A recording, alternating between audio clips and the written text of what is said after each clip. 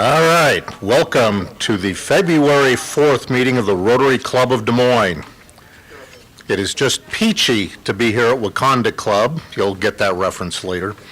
With those of you here in person and those out in cyberspace watching on our live stream or later on our YouTube, welcome to all of you, and thanks again to Invictus Media for filming our meeting today. I'm not wearing my mask while I'm at the podium, so you can hear me more clearly, and I am more safely distanced from you. And we will be sanitizing the microphone between speakers. We do ask that you keep your mask on when not eating or drinking or up here at the podium. And I may be making history today. This may be the first time a Rotary president here in Des Moines is not wearing a suit or sport coat, but I thought if I'd fall down in the parking lot and couldn't make it in, I might be able to survive better wearing something warm. So if you don't like it, please express your concerns to Kitty. We haven't had anyone sign up to do our moment of inspiration for a few weeks. So for those of you who attend in person, please consider signing up to do this. The sign-up sheet's in the back of the lobby, or you can email Kitty. Again, we're only asking you to do one task, just one task. So don't screw it up like Skeet did last week with that setup for me on my whiskey speech. Please note that the Rotary office will be closed this Friday. Kitty and President-elect Catherine Staub will be traveling. We're hoping to travel to Austin, Texas for the annual Large Club Conference, but instead they will be attending virtually on Friday and Saturday with 120 other members from around the country. So the money that we're saving from them not going on this trip will go directly to help build my presidential library. And with that, we are moving along quickly, so I'm going to ask Kevin Kassir to come up and introduce our speakers. Oh, what am I doing? I'm really moving too quickly. Was that even in here? We have a question from the audience. Since we're neighbors, if you want to have a presidential library, I will donate my shed to the club. Fellow Rotarian David Oman, who happens to be my neighbor, said he would donate his tool shed to be my presidential library. So I may have to take him up on that. So with that, let us do the Pledge of Allegiance. Thank you, Kitty. I pledge allegiance to the flag of the United States of America and to the republic for which it stands, one nation under God, indivisible, with liberty and justice for all. And now the four-way test. Is it the truth? Is it fair to all concerned? Will it build goodwill and better friendships? Will it be beneficial to all concerned? And now Kevin Kassir can come up and introduce our speakers for today. Did I forget anything else? Not yet. There's still plenty of time yet.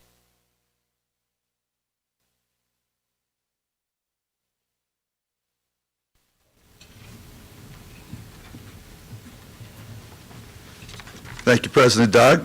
Good afternoon, everybody. Hello to all of you on YouTube. I get the pleasure today of introducing a program that I'm pretty excited about. It's Capital City Fruit of Des Moines, headquartered in Norwalk. And I always love, and hopefully you agree, great entrepreneurial success stories. I like topics that we can all relate to, and we all can enjoy wonderful fruit and vegetables that this company brings to us, and particularly when you think about a day like this, having delicious fresh fruits and vegetables seems pretty amazing. So hopefully we'll learn a little bit about that. So we're going to get an opportunity to learn an amazing story of a 70-plus-year-old family-owned and third-generation produce business. and their role as a key supply chain partner of many names that you'll be familiar with, providing safe fruits and vegetables to folks like Hy-Vee, Fairway, Martin Brothers, Cisco, and other folks. And with us today are a couple individuals.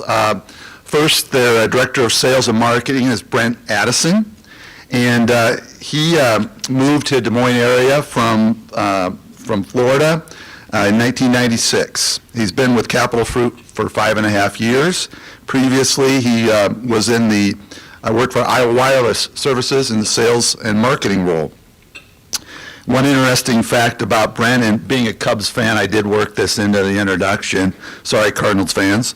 But Brent was drafted out of high school with the Chicago Cubs, and with a name like Addison, right on Addison and Sheffield, it would have been perfect.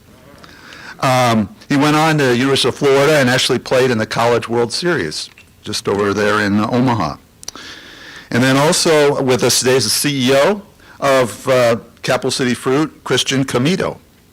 And he's president CEO and is part of the ownership group with his two of his brothers, and they're third generation owners of the family business. He grew up starting out at the bottom, doing everything that there was to do, as many multi-generational families do. He learned from one of the top produce experts in the country, his dad, Joe Comito. He's taken the years of learning under his tutelage and transitioned that into spearheading many advancements that focused on the future success and growth of Capital City Fruit. He's been the CEO now for 17 years, graduate of Notre Dame, and he's proud to have returned home to the Des Moines area with the family business and plant his roots here in Des Moines and make us all more healthy with all those fruits and vegetables. So with that, please welcome Brent Addison and Christian Comito.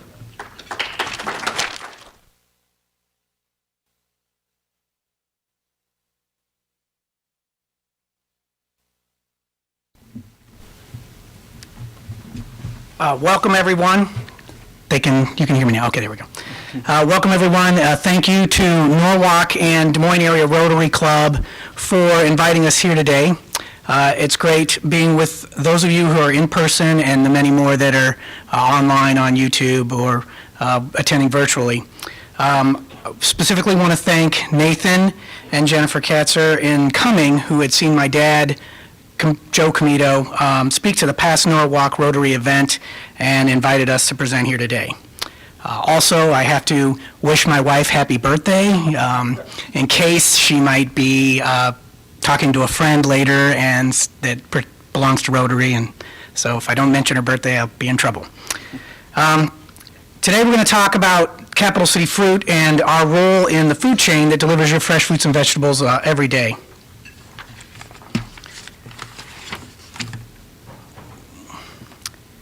My grandpa Joe started a fruit market with his brother-in-laws down on 2nd Avenue in Des Moines, where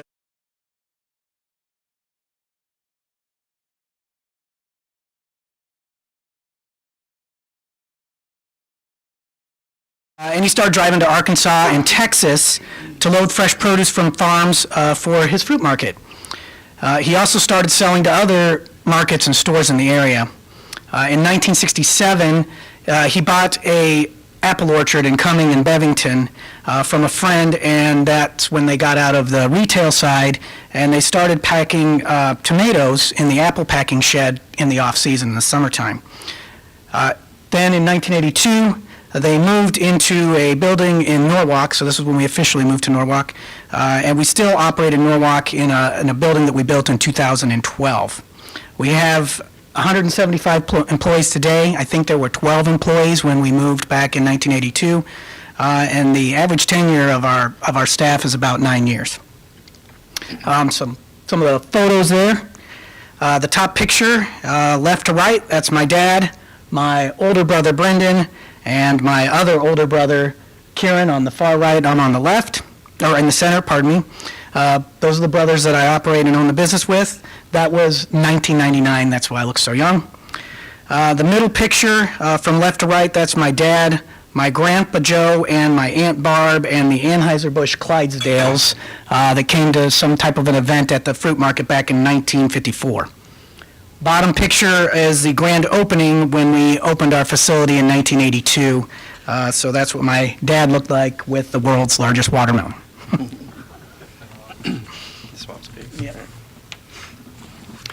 Hi, Brent Addison, Director of Sales at Capital City Fruit. Thank you again for inviting us to speak today. At Capital City Fruit, you can change the slide, I'm sorry, what we do. We service customers like Hy-Vee, Fairway, and food service companies like Martin Brothers, U.S. Foods, Cisco, who are delivering to restaurants, schools, hospitals, those type of accounts. In addition to growing produce, we have expert knowledge on storage and handling. Our warehouse has 9 different coolers, and they all have different temperature zones depending on what product needs to go in which cooler. Tomatoes are half of our business. Our tomato cooler alone can handle between 18 and 20 truckloads of tomatoes at any given time. We work with a lot of family farms in the state of Iowa and the surrounding states, and we also work with a lot of global family farms around the world for sourcing our produce. With our technology, we have the ability to trace back every item that enters our building to the exact field where it was harvested from. So with our processes, when there's a national recall, we're able to figure out exactly, where that came from within an hour or so. Food safety is our top priority, and we employ a full-time food safety specialist who conducts audits and makes sure that we are always operating in a food-safe building. Got you. Since we can't give you the in-person tour of our building today, here's a short video that'll give you an idea of what we do from the inside. For over 70 years, Capital City Fruit has been supplying grocery stores, restaurants, schools, and more with fresh, high-quality produce. What started as a family-owned fruit market and orchard in Moines, Iowa, has grown into a vast network of local Midwest family farms and growers across the world. We've built a diverse group of 175 employees speaking 5 different languages, with an average tenure of 9 years. The positive environment cultivated in our office and warehouse translates to the relationships we've developed with our customers and growers. Our thorough quality control process allows us to meet individual customer specifications to deliver fresh produce when they want it, where they want it, and how they want it. Our quality control team follows all products upon arrival, throughout its time in our warehouse, and before shipping. To maintain transparency with our customers, we send detailed quality inspection reports, including photos, when product arrives and leaves our facility.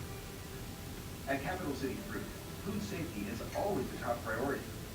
We are fiercely committed to ensuring our staff, facility, and products we deliver exceed food safety protocols.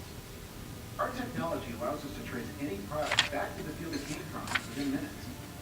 Our full-time food safety specialists conduct employee food safety training and follow strict critical control points to assure product is safe for consumption prior to leaving our facility. We are committed to giving back to a community that has given us so much throughout our 70-plus years in business. Throughout the year, we donate thousands of pounds of fresh produce to local food banks and food pantries in the Des Moines metro area. At the start of the coronavirus pandemic, we were fortunate to be able to donate fresh produce boxes to the USDA Farmers to Families Food Box Program, providing fresh fruits and vegetables to families in need throughout Iowa and surrounding states. Though most of our produce is sorted by hand, we rely on technology such as our Perfect machine to sort the millions of tomatoes that come through our facility each month. Tomatoes are gently rolled on the conveyor belt and are rinsed to remove any impurities. The tomatoes move into our Perfect machine, which takes 6 photos of each piece of fruit to determine the size, ripeness, and quality of each tomato. The tomatoes then continue down the line and drop into predetermined finishing areas based on our customer specifications. So much has changed since our start in 1949, but our primary goal to provide customers with high-quality service and consistent produce that meet their specifications has never wavered. From our growers to our quality control and food safety processes to our hands-on staff who maintains the supply chain, we are committed to being your source for fresh produce to help you grow for another 70 years and beyond.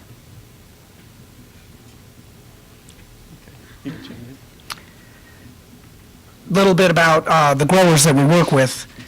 We work with close to 50 GAP, which stands for Good Agricultural Practices, certified family farms in Iowa and the 5 surrounding states. To source the highest quality products available, we also work with family farms from across the United States, Canada, Mexico, Peru, Guatemala, Costa Rica, Holland, and Spain. Our local farms range in lots of varieties of growing, from aquaponic greenhouses in Wisconsin to traditional outdoor farms or Amish farms where everything is harvested by hand with the help of horses and no modern technology.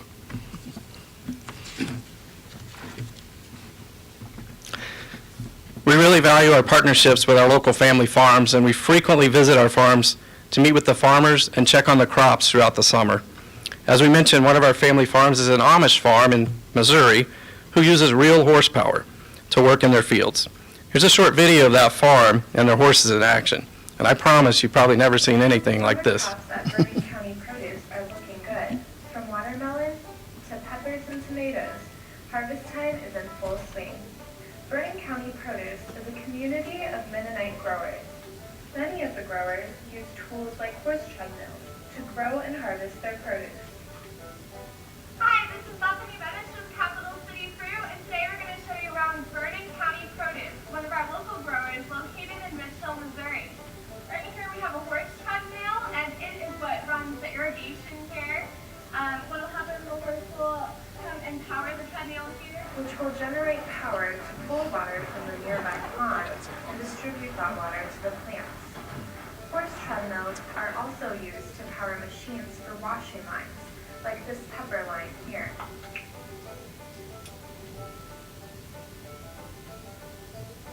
We're excited to be bringing you some tasty summer produce from Vernon County. So in addition to being committed to all of our local family farms, we're also committed to our own community. It's a large part of what we do at Capital City Fruit. We make it a priority to give back to a community that's supported us so much over the past 70 years. We work with local food banks and food pantries to donate thousands of pounds of fresh produce each month. In the month of December, we were able to donate 20,000 pounds of produce to local food banks and pantries in the Des Moines Metro. We noticed that you have Matt Unger from the DMARC Food Pantry speaking to your group in 2 weeks. They are an excellent partner of ours. We work very closely with DMARC each and every week. At the height of the pandemic, as you heard in the video, we were awarded a grant from the USDA to pack mixed produce boxes for the Farmers to Family Food Box program. We were the only company in Iowa to be chosen, and we were able to pack thousands of boxes of produce for the families in need.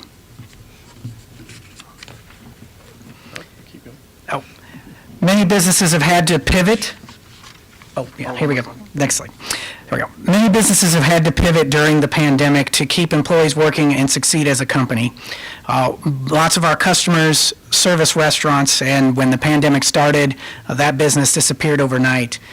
We had to pivot in a major way. In addition to pivoting to the Farmers to Family Food Box program, we'd never done business with the federal government before that. We also launched an online store last March to safely deliver fresh fruits and vegetables throughout Des Moines Metro and the United States. Customers can go online to order any fruits and vegetables they'd like, very similar to how you would shop at a grocery store.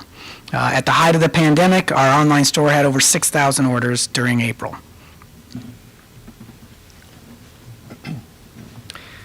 We are very proud of our online store and helping the community. We received countless thank yous from customers all over the region about our efforts to provide safe produce to the community during the pandemic and now. We deliver with free next-day shipping to the Des Moines metro area, and we also deliver to surrounding states and across the nation with help from our third-party carriers.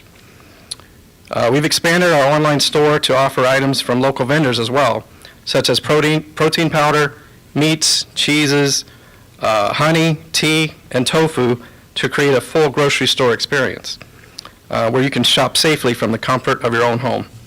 In December, we added a floral section to our site, which has really taken off. Our floral products come from a partnership with a longtime local Iowa greenhouse as well. You can play the video. For over 70 years, family-owned Capital City Fruit has been supplying your local grocery stores, restaurants, and community Now, you can have that same high-quality produce delivered safely to the comfort of your home with Farm Produce Direct. Choosing Farm Produce Direct means you're helping support your local economy and local family farms. Let our experts pick your produce for fresher, longer-lasting fruits and vegetables your family will love. Order online today for next-day delivery, 7 days a week at capitalcityfruit.com. We hope you enjoyed learning a little bit about our company and what we do. All of our employees at Capital City Fruit understand that the products we provide show up in the local grocery stores, the restaurants that their families, friends, and neighbors shop or eat when they dine out.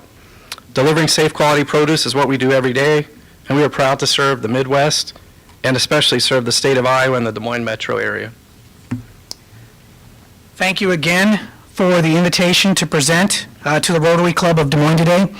We recognize the important contributions your organization provides to Des Moines and are proud to have been able to tell you about our company.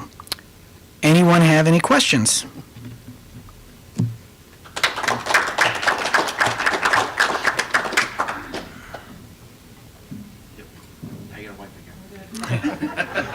Thanks so much for being here today. Just a quick question. I want to be a hero at tonight's dinner table. Please tell me you have that horse video somewhere on the web.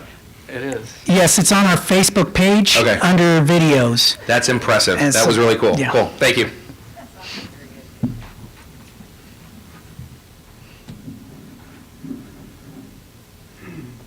Wanted you to talk to us more about your international sourcing. I'm assuming you've got stuff going 12 months a year from all over the world to make that happen. Can you talk about how the selection and quality control and logistics? I got to think that's a pretty involved process.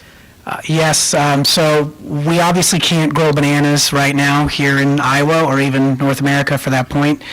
So we have to get a lot of product from Central America that comes sometimes by sea container. We also have to source stuff from Spain if there's, that can come by sea container or air. The Dutch are excellent at agriculture. They consider themselves the best in the world. And they have, in addition to floral greenhouses, they have a lot of vegetable greenhouses. And so we're able to import their stuff via air on the cargo part below the passenger airplane, and then we pick it up in Chicago and bring it here. And so there's customs, and so you use customs brokers. You have to deal with the USDA regulations and be certified and registered with the FDA. You get to know people. To get things done, you have to get to know people at like the ground floor. So, I had a relationship back when I was on the purchasing desk with the warehouse clerk at O'Hare at the American Airlines cargo desk, because you really had to talk that close because it's raining on the tarmac and it's a downpour, and please don't take the stuff off the truck or off the plane and bring it into the cargo bay or you're going to ruin it. So you got to be hands-on because it's perishable and it's fast-paced.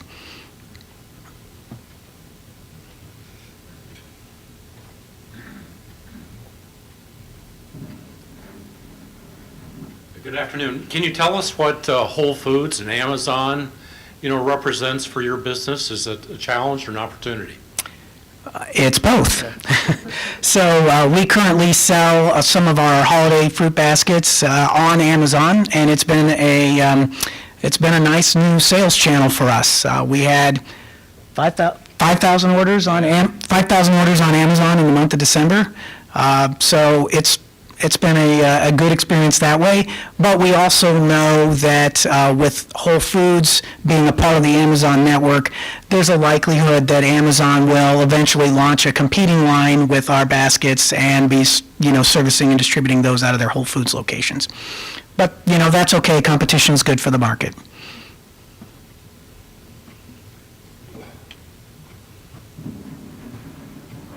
Hi. I have a question around the different grades of, say, the tomatoes. You're taking all these pictures, trying to figure out what size and quality, and I saw them dropping in different areas. I imagine that means there's going to different types of packaging, that kind of thing. Can you talk about maybe the high grade probably goes to the stores and what the lowest grade, what that is used for, that kind of thing? Sure. Yes, you're You're pretty close, actually. It's also size that's a factor. So the retail likes the larger sized fruits and vegetables. The stuff that's a little bit smaller in size ends up in the food service segment.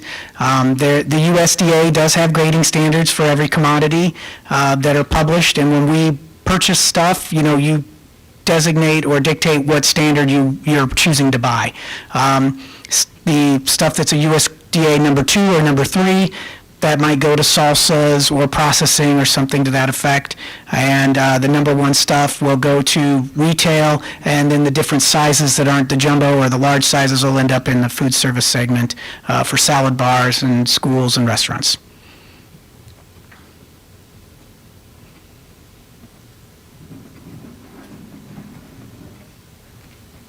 I'd appreciate it if you could just explain again your customer base and how much of your customer base is, say, within a 50-mile radius versus that's outside that, and how that works as it relates to the internet sales and those types of things. So we have 2 sales channels, really. We have a business-to-business sales channel. Obviously, that's the largest channel that we operate in, and that's where we're selling from the farm to a food service broadliner like a U.S. Foods, Cisco, Lafredo, Martin Brothers. They take that product then the last mile to the back door of the restaurant or the school or the hospital, and then we take the product from the farm to the warehouse for the retailer, and then they put together store trucks with our produce and produce from other growers and take that to the store, and that would be like Fairway and Hy-Vee. A big portion of our business is with customers right here in the state of Iowa. Because it's fast-paced and perishable, being able to respond quickly and have short lead times and transit times is critical. So, our largest customers are obviously our backyard, Hy-Vee, Fairway, Lafredo, and the U.S. Foods and Cisco locations, Martin Brothers, that are all here in Iowa. But we do go up to the Twin Cities, Kansas City, Springfield, Missouri, over to Kearney, Nebraska, and then, our customers are taking it from there. So someone's a Western Nebraska customer could be taking it on a truck then further into Western Montana to restaurants or bars or whatever out there. But state of Iowa is where, delivery to the state of Iowa to the warehouses here is a big chunk of our business. They take it further beyond that. And then our business to consumer channel, which we have pretty much just launched in the past year, we've sold our produce on the internet to all of the lower 48. Majority of it, we got a lot in New York. And what's the Northeast? Yeah, the Northeast. And then, of course, we sell plenty to the states around here and into the metro area from the internet. What do you do with the tomatoes or what have you that you can't sell to the public? They're mushy or whatever. Repeat. Yeah, so the question is, what happens to the stuff that doesn't make grade or has just gone bad while you're sorting it out? So we have a big organic fill dumpster where we take all of that organic matter and it goes to a hog farm, and the pigs love it.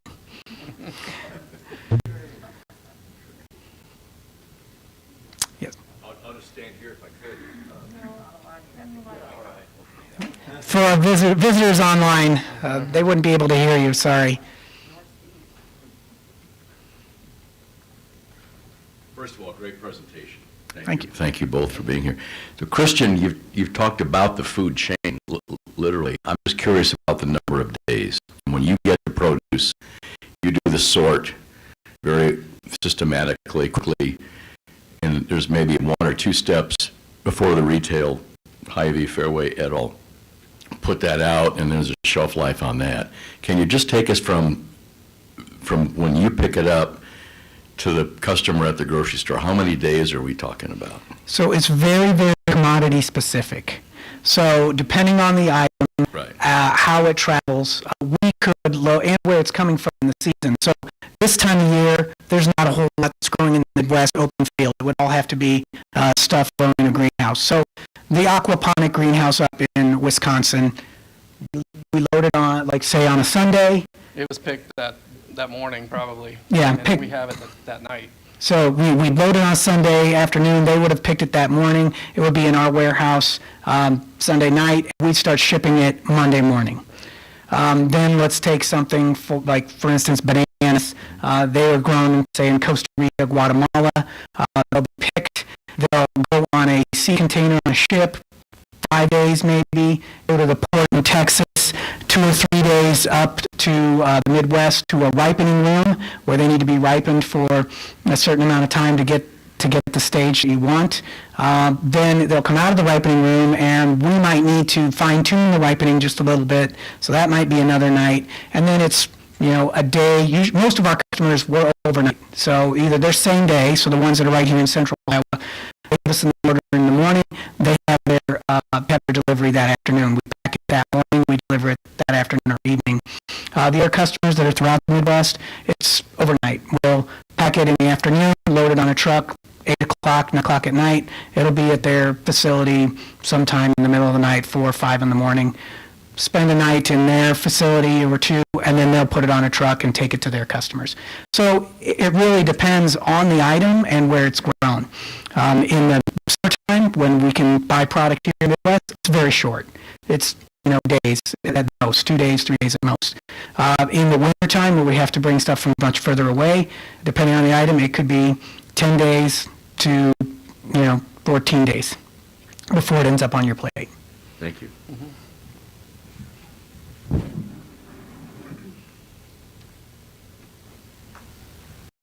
Well, the previous two people took 2 of my questions right in a row. Thanks, guys. Do you have your own trucks that you pick up and deliver?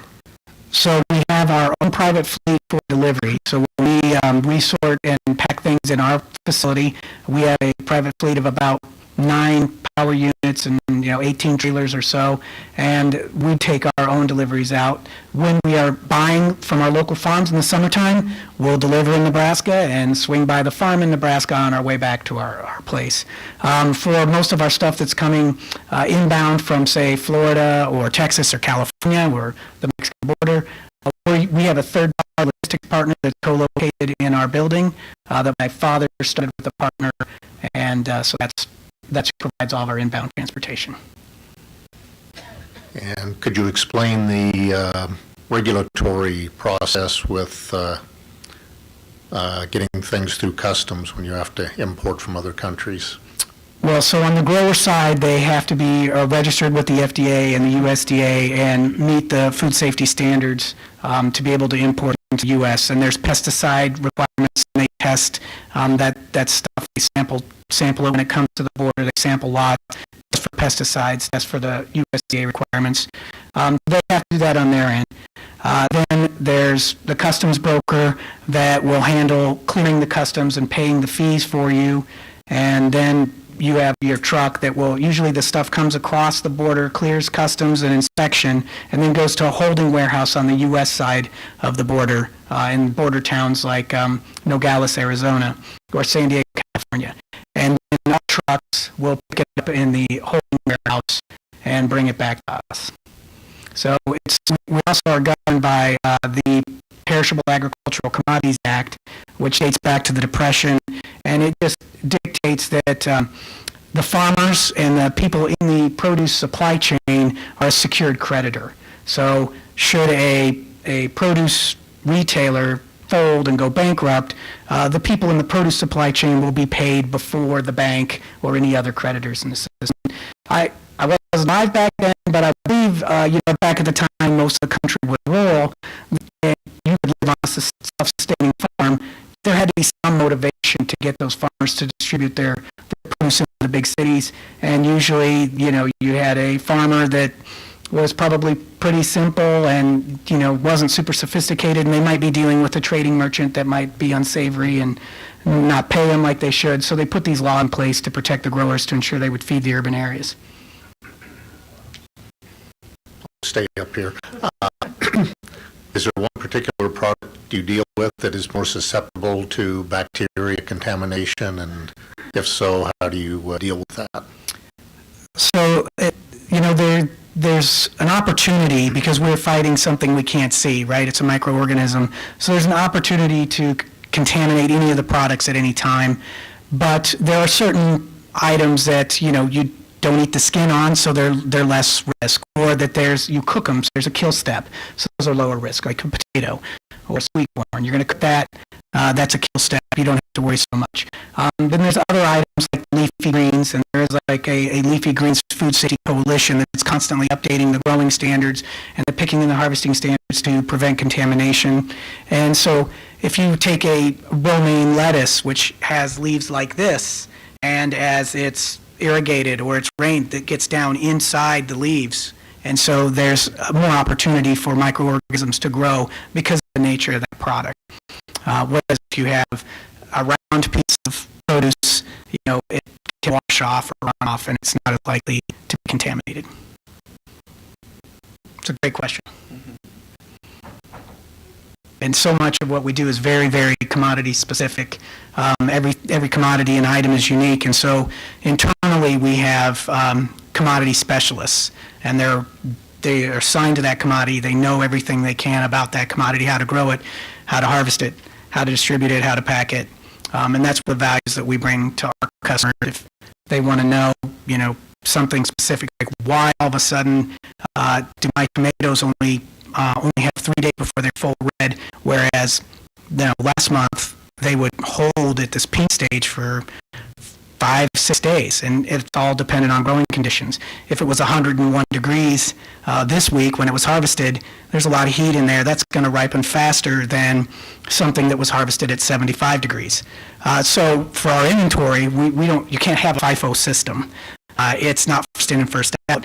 It's what's ripe, what's ready. That's what goes. And it's all dependent on conditions and weather and things like that.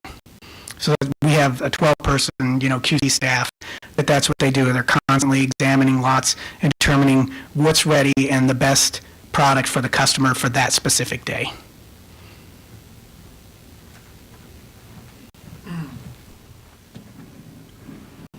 This relates to your plate. When you are looking at future employment and that sort of thing, how do you work with the local schools and create opportunities for them to even get engaged with you? Do you do something with Norwalk schools or Des Moines schools or Waukee schools or whoever it might be? My wife's an ag science teacher, so she's continually looking at opportunities to partner with ag-related businesses. So I'm just kind of curious how you build your workforce. You've got some technical as well as non-technical staffing. If you could talk through that a little bit and how that all works together. Certainly, and I will leave you my card for your wife before I leave today. Actually, I live a mile away from your business. Oh, okay. So when we moved to our original building in Norwalk in 1982, we were actually across the street from the high school, and that was awesome because we had a constant supply of students coming in. I don't know how many of our staff, I should get a count, that actually started with us when they were in high school. And they had a MOC program at Norwalk where kids work half a day and go to school half a day, and we were a participant in that, one of the participant businesses in that. And so our IT director who is with us, that's how he started. He started in the MOC program. We also have some professors up at Iowa State that we stay close with in the ag program, and so we've have an internship that we do every summer, and we've hired four of the interns from that program. I have college-age kids now and high school-age kids, so I'm like, tell your friends, and so we get them that way, and friends and family and networks like that. So, we do have to look for that next generation, and we have to be really good at training. The normal model for a family business to create succession and have a labor pool is just have more children, and I think we're beyond that. We can't keep up. Anything else? Thank you, everybody, and be safe driving home in the snow, and stay warm if you're online. Thank you.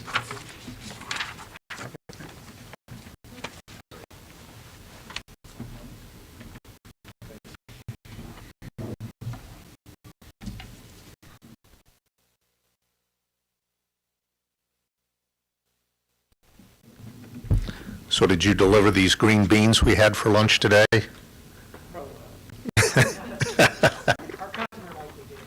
Customer likely brought them here, okay. Well, thank you, Christian and Brent, for being with us today and sharing a very informative presentation. I know more about fruits and vegetables than I did when I got here. All very important to us. And so we're donating the book, Let's Clap, Jump, Sing and Shout, Dance, Spin, and Turn It Out. Whew, I was afraid I was going to mess that up. To the Downtown School Library in your honor, and if you haven't done so already, please scribe some words of wisdom to our young readers. How am I doing, Katie? Last anything else up? She said, so far I'm good. Thank you again for being with us here today. Those of you in person to brave the great storm of 2021. And upcoming speakers, we have Jay Byers, CEO of Greater Des Moines Partnership.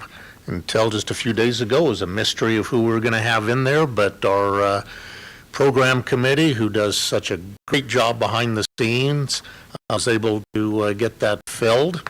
I can't thank that group enough. They work tirelessly all year and come up with great speakers like we had today, and have to jump in on very short notice sometimes to make sure we have good quality speakers. So thank you to that committee. February 18th, we have Matt Unger of DMARC, one of our own members. I know they've got a new building they're working on that's going to vastly improve how they serve the community and what they can do for their clients. February 25th, Colonel Chad Stone from the Iowa National Guard. Guess we don't have his photo, do we? Probably undercover. So interested to hear what's going on with the Guard. And again, as always, thank you for being here with us, part of your Rotary Club of Des Moines. And thanks to those of you tuning in on live streaming or on YouTube later on. And be careful driving home, as we just heard. It's a little slick out there, so we want to see you all back here next week, safe and sound. We are adjourned.